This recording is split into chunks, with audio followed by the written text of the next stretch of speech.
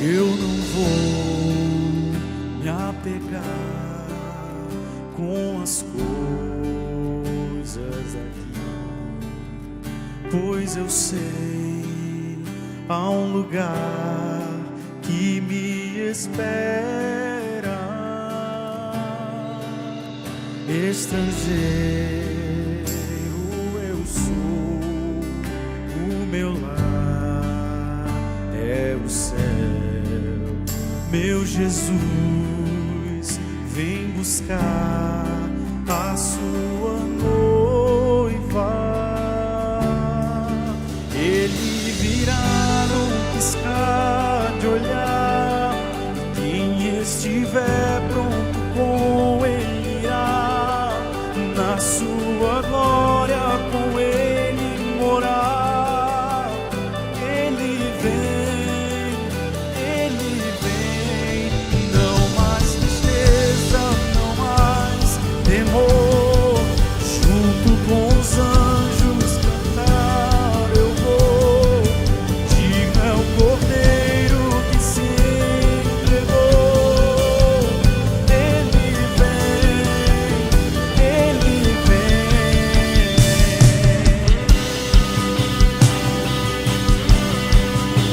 Se ele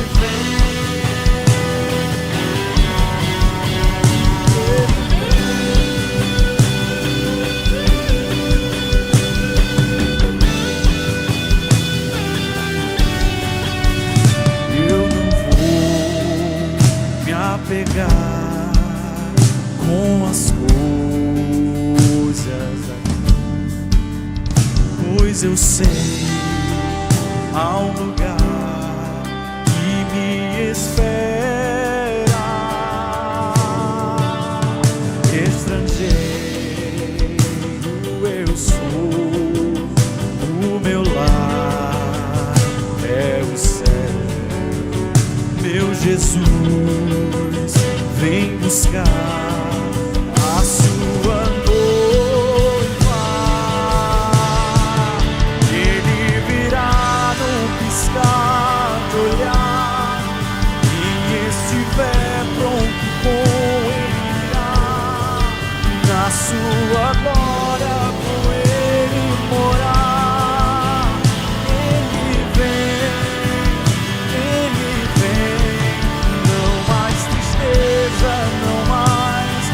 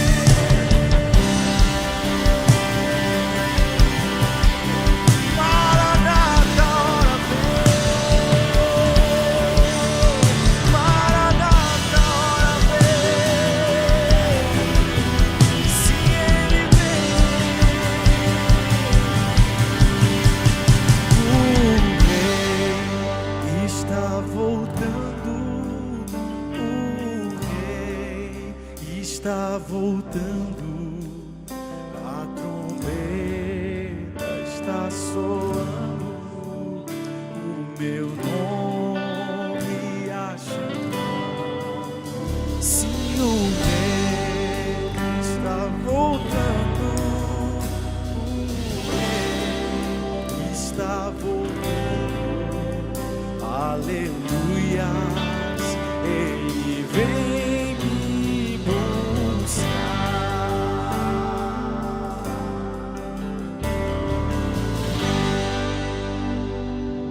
Aleluia, sim, Ele vem.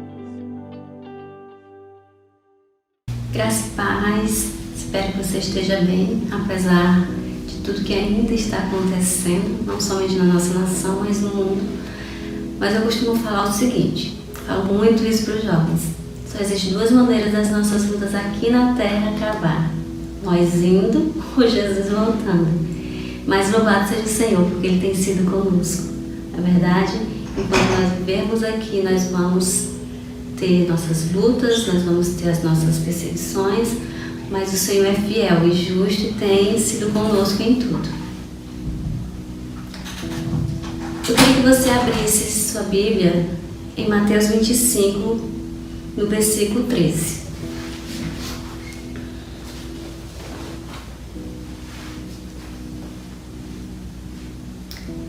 Vigiai, pois, porque não sabeis o dia nem a hora. Eu tenho recebido muitas postagens, né? Tenho recebido mensagens com pessoas com medo, a incerteza do amanhã, mas as postagens, as mensagens que têm sido compartilhadas comigo têm sido muito sobre o juízo de Deus e sobre a volta do Cristo. E nessa parábola, a parábola das 10 virgens, uma parábola muito conhecida, o Senhor fala lá no final, né? Vigiai, porque não sabeis o dia e nem a hora. Quando Jesus falou essa parábola para os seus discípulos, ele estava no Monte das Oliveiras. Era noite, eles estavam ali conversando. E do Monte das Oliveiras ele conseguia avistar Jerusalém. E na ocasião ele viu umas pessoas com umas lâmpadas em suas mãos. Essas lâmpadas estavam acesas, elas estavam esperando um cortejo de um casamento tipicamente judaico, que era o casamento na época de Jesus. E o Senhor pegou aquela cena, porque era muito do perfil de Jesus, pegar cenas do cotidiano e contextualizar com aquilo que ele queria falar, com as suas mensagens. Então ele começou a falar sobre a parábola das 10 virgens. Eu costumo muito estudar sobre a parte histórica e cultural da Bíblia. Eu acho interessante buscar no original algumas palavras, eu acho interessante linkar o Velho Testamento com o Novo. Hoje tem surgido tantas doutrinas e a gente tem se perdido em cima disso. Muitos têm se perdido nas doutrinas que têm surgido todos os dias. Então eu gosto muito de fazer isso antes de preparar um sermão, antes de estudar ou falar alguma coisa mesmo para uma pessoa. Eu gosto de estudar aquele contexto. E eu fui estudar sobre o casamento judaico. Eu achei super interessante o casamento, né, daquela época com o que o Senhor revelou para eu falar para vocês hoje, né, que o Senhor ministrou ao meu coração. E eu linkei alguns versículos, peguei o estudo, uma parte do estudo e linkei alguns versículos para que você possa entender melhor.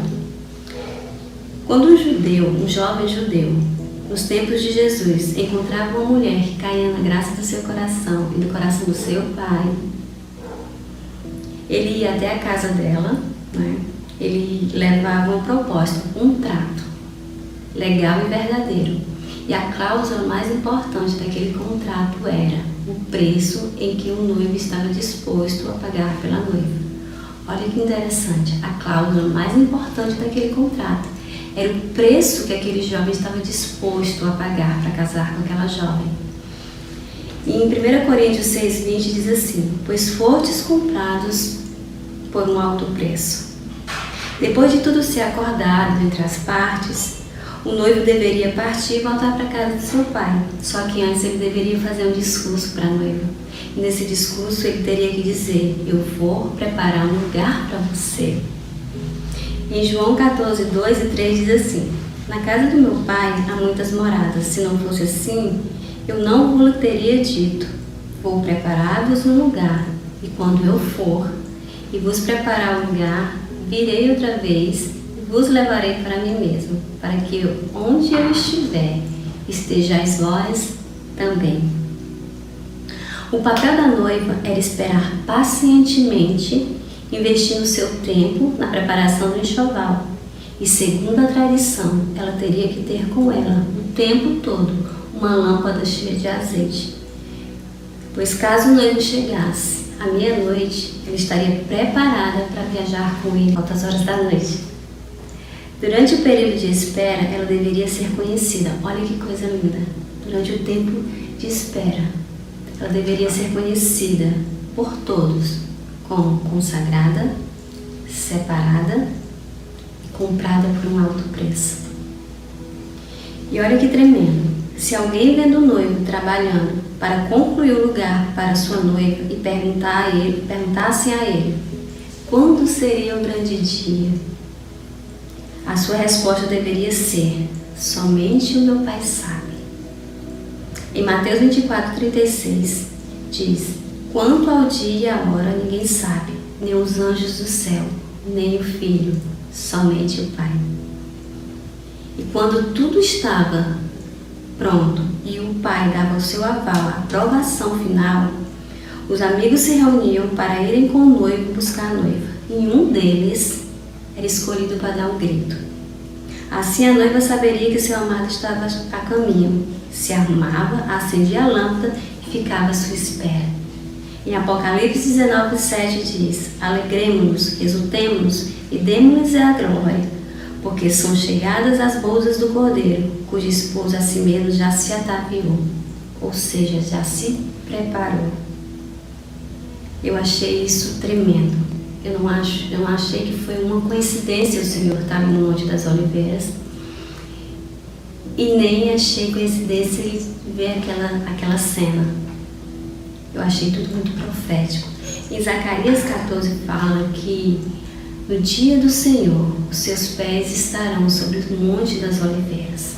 Olha que coisa tremenda.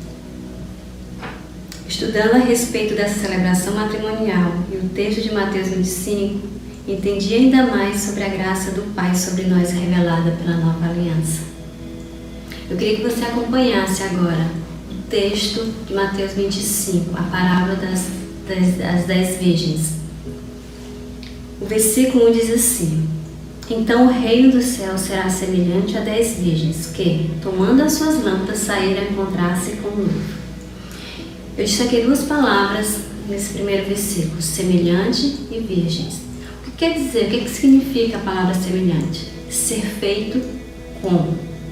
Em Gênesis 1:27, a palavra do Senhor diz que nós fomos feitos à imagem e semelhança de Deus. Não é verdade? Eu fui buscar no grego e no hebraico o significado da palavra semelhante. E um dos significados é representação. Virgem, pessoa que se abstém de toda sujeira e prostituição. Ou seja, nós devemos representar a pureza de Deus nessa terra. Quando fala que nós somos imagem e semelhança do Senhor, não está dizendo que nós temos as características físicas dele, mas que nós temos as características morais dele. Então nós precisamos agir como ele agiria. E é uma coisa que eu tenho convicção, e você tem essa convicção: o Senhor não negociaria com aquilo que é sujo. O Senhor não compactuaria com aquilo que é sujo. Existe um livro que tem um título muito forte, ele é do pastor Jackson Giacchino, é A Noiva Adúltera. Ela é baseada no livro de João 3:29, que diz: a noiva pertence ao noivo. Infelizmente temos visto a noiva, a igreja do Senhor, representada por nós, se entregar a muitas outras coisas além do noivo. Diante desse primeiro versículo e de tudo que eu falei até agora, surge uma pergunta: você casaria com uma pessoa que te traísse? Lógico que não. Então, por que nós, como noiva do Senhor, temos traído o noivo? Pensa nisso. O noivo não se contenta com menos do que tudo de cada um de nós. Eu vou repetir para você. O noivo não se contenta com menos do que tudo de cada um de nós. No versículo 3 e 4 do capítulo 25 de Mateus, diz assim: As 10 virgens estavam indo para o mesmo lugar, caminhando em cima da mesma revelação, porém o que fez a diferença entre elas foi a visão do reino. Infelizmente, muitos têm usado a graça como desculpa que o Senhor quer apenas o nosso coração. Não estou aqui falando de usos e costumes. Não falo de doutrinas. Estou falando aqui de ordem e decência, de obediência e não de sacrifício. Não adianta eu sacrificar o meu tempo nos cultos e o meu dinheiro no gasofilácio. Entenda algo. Os princípios e os valores estabelecidos nas Sagradas Escrituras são inegociáveis. E o que o Senhor quer de nós é obediência. O sacrifício já foi feito na cruz. O que Ele quer que nós tenhamos que fazer é obedecer aquilo que Ele deixou. Os princípios da palavra do Senhor. Ele deixou um manual para nós. Mas nós ignoramos esse manual. Fazemos tudo conforme a vontade do nosso coração. Muito tem tido o comportamento de uma noiva mimada e se corrompe com a aprovação de muitos conceitos mundanos, os quais não glorificam ao Pai do noivo. Em Romanos 14, 22 diz: Bem-aventurado aquele que não se condena naquilo que aprova. Já no versículo 6, diz que elas ouviram um grito, avisando a chegada do noivo. Se você ler Mateus 24, do versículo 1 ao 14, notará que somente o versículo 14 falta se cumprir. A única coisa que falta se cumprir dessa passagem é que todo mundo escute o Evangelho. Aqui eu abro um parênteses para dizer para você a importância da missão, a importância de nós irmos e falarmos do amor de Jesus, do ID. A importância de não se envergonhar, a importância de não calar, a importância de, a todo tempo, a tempo e a fora de tempo, falar desse amor, falar dessa verdade. Há quem diga que essa história que o Cristo está voltando já não cola mais. Para alguns, exagero dos religiosos. Para outros, um conto da Bíblia. E para muitos, diga-se de passagem, para muitos de nós, se Ele voltar, ainda vai demorar muitos anos. Talvez o grande dia do Senhor esteja longe, sim. Nós sabemos que para Ele, um dia é como 1000 anos, e a palavra diz que somente o Pai sabe. Mas uma coisa nós devemos estar atentos aos sinais, e eles estão se cumprindo. Deixa eu te falar algo. Esse evento qual eu acabei de falar, o grande dia do Senhor, é algo coletivo. Todo olho verá, todo joelho se dobrará, toda língua confessará que Ele é o Senhor. Mas precisamos estar preparados, porque para muitos Ele já voltou. Em pouco mais de 6 meses de pandemia, Ele já voltou para milhares e milhares de pessoas.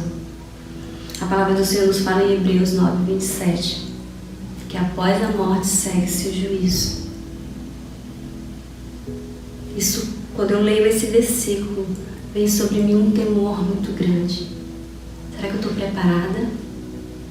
Será que eu estou fazendo tudo conforme o Senhor tem colocado no meu coração?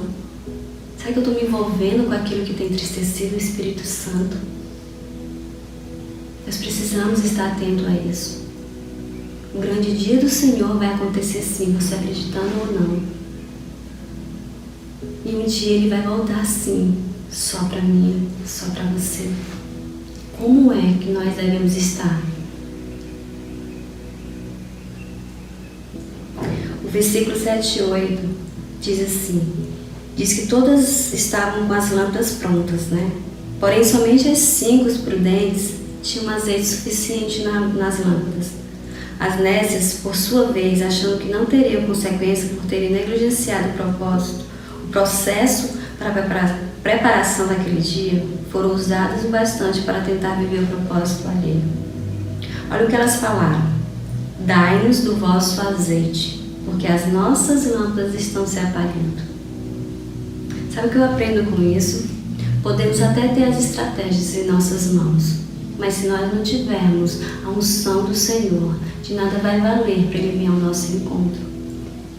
Eu conheço muita gente talentosa, muita gente que desenvolveria um trabalho muito bacana na igreja, em qualquer outro lugar. Mas são pessoas que se movimentam apenas, mas elas não se curvam. Elas não se curvam diante do Senhor. Elas são levadas pelos movimentalismos que têm surgido, mas elas não querem pagar um preço de estar no secreto, de fechar a porta do seu quarto e buscar o coração do Pai. Uma vez eu estava em uma reunião, presenciei uma cena que me preocupou muito. No final das reuniões de orações, sempre tem a questão de assim, diga o que você quer que eu ore por você, né? Vamos fazer os pedidos de oração. E eu estava naquele lugar e foi feito 2 filas e eu estava perto do líder, né? Daquele grupo. E chegou uma pessoa até ele e disse assim: eu quero que você ore porque eu quero ter a sua unção. Eu disse: como assim? Mas foi o que ele falou. Ele não queria pagar um preço para ter uma unção. Ele queria viver o propósito daquele líder. Claro que não ficou estranho. E com muita sabedoria aquele líder orou para que Deus derramasse sobre a vida daquela pessoa entendimento, sabedoria. Mas nós temos vivido isso. Nós temos vivido esse negócio, viver o que o outro vive. Hoje nós temos muita cópia, né? Hoje a gente olha para as pessoas no momento de adoração, está todo mundo se movimentando do mesmo jeito, todo mundo levantando as mãos, está todo mundo com o mesmo linguajar, mas sem vida nenhuma no altar do Senhor. Versículo 9, as prudentes respondem às nécias: não, para que não nos falte a nós e a vós outras, ide aos que vendem e comprai. Nesse versículo, eu aprendo 2 coisas essenciais para a minha vida. Eu aprendi 2 coisas essenciais para a minha vida. Eu fui muito ministrada quando eu estava preparando esse estudo, particularmente nessa parte. Eu aprendo a dizer não. Em Mateus 22, 29, Jesus diz assim: errais, não conhecendo as Escrituras nem o poder de Deus. O nosso maior erro é achar que Jesus sempre disse sim. Se Jesus sempre disse sim, eu também preciso dizer sim o tempo todo. Mas eu fui buscar na palavra alguns nãos de Jesus. E eu quero trazer para você. Marta e Maria mandaram avisar Jesus que Lázaro, seu amigo, estava doente. E eu acho muito interessante a forma como elas mandaram avisar Jesus. Elas mandaram avisar assim: ó, Senhor, aquele a quem o Senhor ama está doente. Ou seja, manda dizer para ele que o melhor amigo dele precisa dele agora. Jesus foi? Não. Jesus não foi naquele momento. Porque se Jesus tivesse sido naquele momento em que Marta e Maria o chamaram, ele teria curado mais uma doença. Ele não teria vencido a morte. Vocês conseguem entender isso? O poder do Pai não teria sido glorificado. Porque os judeus poderiam dizer assim: ele deu um remédio para Lázaro e Lázaro ficou bom. Mas depois de 4 dias, já cheirando o mal, Jesus chega lá e diz: sai. A vida está te chamando. Olha que coisa linda. O não certo do Senhor. No momento certo, aquele não glorificou o nome do Pai. Outro episódio que eu trago é o jovem gadareno. Aquele jovem que estava possesso com legião de demônios. Jesus chega ali, expulsa aquela legião de demônios daquele jovem e ele fica tão grato ao Senhor que ele quer ir com o Senhor. Mas Jesus diz para ele, não, volta para a tua casa. Se Jesus tivesse dito, vamos comigo, você pode vir comigo, a família daquele jovem não teria sido evangelizada. 10 cidades não teriam sido evangelizadas para aquele jovem. E Marcos 5,19 diz assim, que todos se maravilhavam com o que o Senhor tinha feito na vida daquele jovem. O Senhor disse não para ele, para que o poder do Pai fosse glorificado através da vida daquele jovem em Decápolis e dentro da sua casa. Você consegue entender o que eu estou falando? O não no momento certo nos mantém no propósito e ensina o outro a viver o seu propósito. O que tenho visto em muitas pessoas que não sabem dizer ou receber não, são pessoas que na maioria das vezes precisam ser aprovadas. Por que isso acontece? Porque essa aprovação dá ao ser humano a sensação de ser amado, de ser importante, de ser útil. Se você observar a trajetória de Jesus, ele não caminhou em cima da aprovação humana, mas ele se movimentou em cima de um propósito. E para uma pessoa que ainda não entendeu o propósito, o sim sempre vai ser a melhor escolha para ser visto, reconhecido ou aprovado por Deus. A segunda coisa que eu aprendo nesse versículo 9 é não me intrometer, é não tomar parte de algo que não é meu, mas é de Deus e uma pessoa específica. Deixa eu explicar melhor. Eu aprendo com esse versículo não tomar para mim situação que é do meu irmão com Deus. Eu reconheço o poder da oração, eu reconheço o poder de orarmos um pelo outro, eu reconheço o poder da igreja que ora. Eu reconheço que é muito importante eu ter do meu lado alguém nos momentos difíceis. Eu reconheço tudo isso porque isso é bíblico. Mas a melhor maneira que eu encontrei de ajudar alguém a ser liberto, transformado e a entender e a viver o seu propósito é ensinando essa pessoa a orar, a jejuar e a ler a palavra. Esse é o preço. Olha o que as prudentes falaram para as nécias. Ide e comprai. Havia um preço a pagar por aquele azeite. Existe um preço que nós precisamos pagar individualmente. Forme discípulos e não pessoas dependentes de você. O nosso sim constante gera dependência e essa dependência pode tirar a identidade de uma pessoa. Pessoas dependentes passam a querer viver a nossa vida, exigir fazer parte, ser quem nós somos. E a única coisa que nós vamos arrecadar com tudo isso, que nós vamos obter com tudo isso, é um peso, é um jugo que não é nosso. Se alguém algum dia, preste atenção nisso que eu vou falar para você, se alguém algum dia saiu ou vier a sair da igreja porque você disse um não no momento certo, pode ter certeza de algo, essa pessoa nunca viveu o propósito dela ali. Nunca. Porque eu não tenho que depender do outro. Não é sobre o outro, é sobre Jesus. Então entenda isso. Aprenda no Senhor a sempre dizer o não certo e a nunca dizer o sim errado. Os versículos 10 ao 12 diz que a porta se fechou.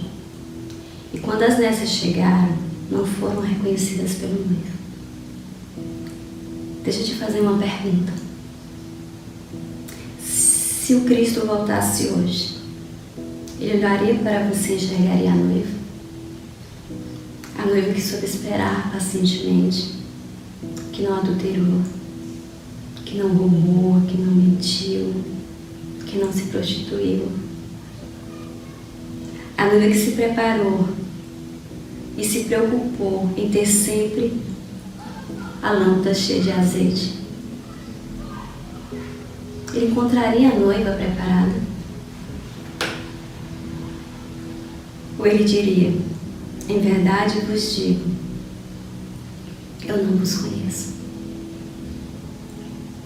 Muitos chegarão diante do Senhor dizendo: em teu nome eu curei, em teu nome eu profetizei, em teu nome eu falei em outras línguas.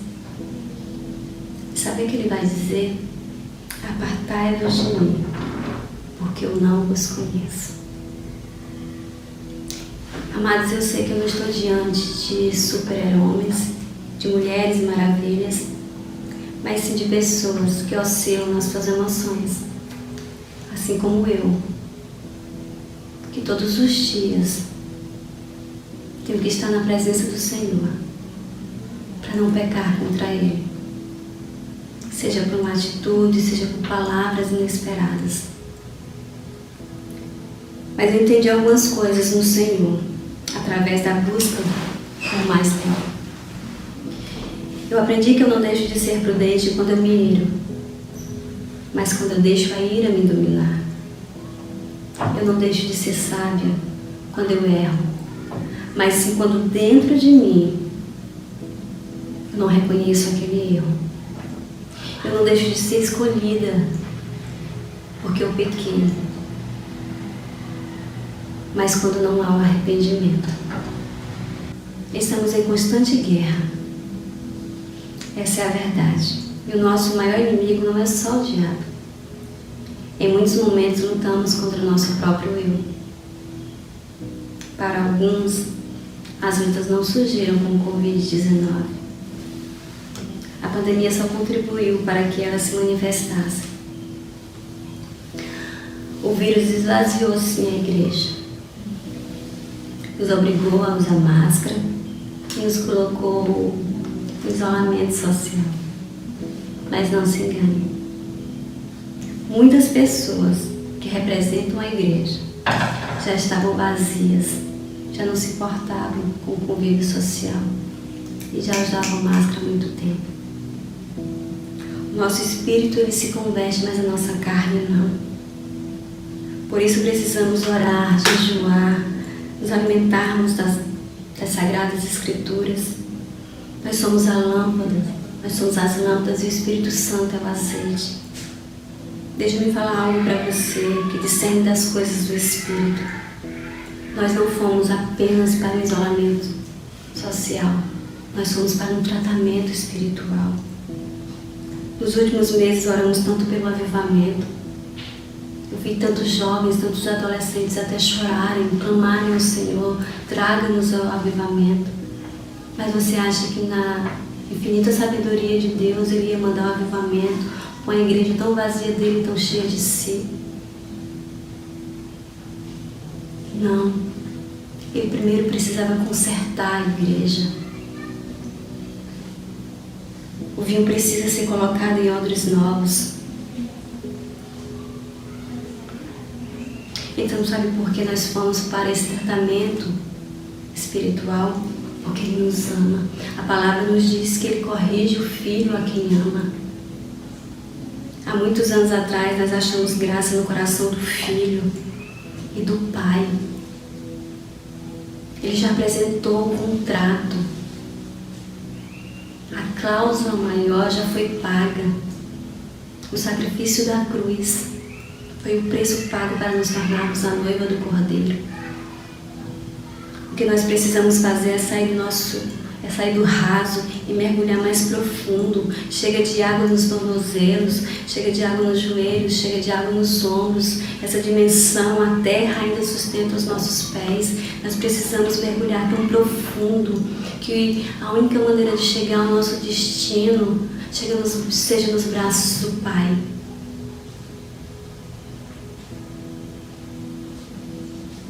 Concluo com o último versículo dessa parábola que diz: vigiai, pois não sabeis o dia e nem a hora.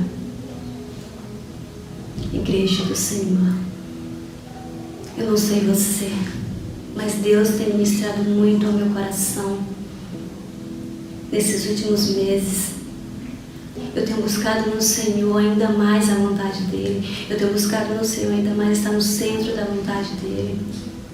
Eu tenho pedido, Senhor, tira de mim tudo aquilo que me afasta do Teu Santo Espírito. Tira de mim tudo aquilo que possa envergonhar o Teu Evangelho. Porque eu quero estar preparada quando o Senhor voltar. Eu quero ser chamada de bendita de meu Pai. Eu quero ouvir do Senhor: vem, vem, noiva amada. Eu convido você agora nesse momento, aonde você estiver, seja no seu quarto, seja na sala, seja no seu trabalho, seja onde você estiver, a orar comigo agora. Curve sua cabeça, feche os seus olhos, vamos orar ao Senhor. Pai, nesse momento, meu Pai eterno e amado, eu me coloco diante da Sua presença, Senhor, em primeiro lugar para louvar e agradecer o Teu santo nome, dizer que somente o Senhor é santo e que não existe outro Deus além de Ti, dizer que amamos a Tua presença e que o Senhor é o nosso Abba, Pai. Pai, em nome de Jesus, traga sobre a Tua igreja, Senhor, discernimento, traga sobre a Sua igreja, Pai, um despertamento, traga sobre nós, Pai amado, a revelação dos céus para a terra. Nós precisamos estar caminhando em cima de uma revelação dada pelo Senhor, não de movimentos criados pelo homem. Senhor, você está voltando sim. Não importa, Senhor, se falte um dia, se falte 1000 anos, Pai, o Senhor está voltando e nós precisamos estar preparados para se encontrar contigo. Eu quero ministrar, Senhor, cura sobre a Tua igreja. Eu quero ministrar, Senhor, um despertamento espiritual. Eu quero colocar diante do Senhor, Pai amado, uma juventude que tem se perdido, homens e mulheres, Pai, que tem se corrompido. Pai, em nome de Jesus, que o Teu Santo Espírito venha sobre as nossas mentes, sobre o nosso coração e conserte, Senhor, aquilo que ainda está errado. Abre os nossos olhos, Senhor. Nos faça enxergar, Pai, aquilo que vem do Teu coração para a Tua igreja. Eu louvo ao Senhor, porque em tudo o Senhor tem sido conosco. Eu louvo ao Senhor porque o Senhor decidiu nos parar, porque o Senhor decidiu fazer, Pai amado, a Sua obra na terra e não permitir mais que nós viéssemos a fazer aquilo que nós queríamos. Usa-nos, Senhor. Usa-nos como canais de bênção nessa terra. Nos leva a falar do Teu amor, Pai, a tempo e a fora do tempo. Assim eu oro, Senhor, e Te agradeço. Em nome de Jesus, que o Senhor te abençoe, que a graça dele esteja sempre com você, que o Espírito Santo da verdade continue revelando ao teu coração aquilo que está no coração do Pai, a sua vontade que é boa, perfeita e agradável.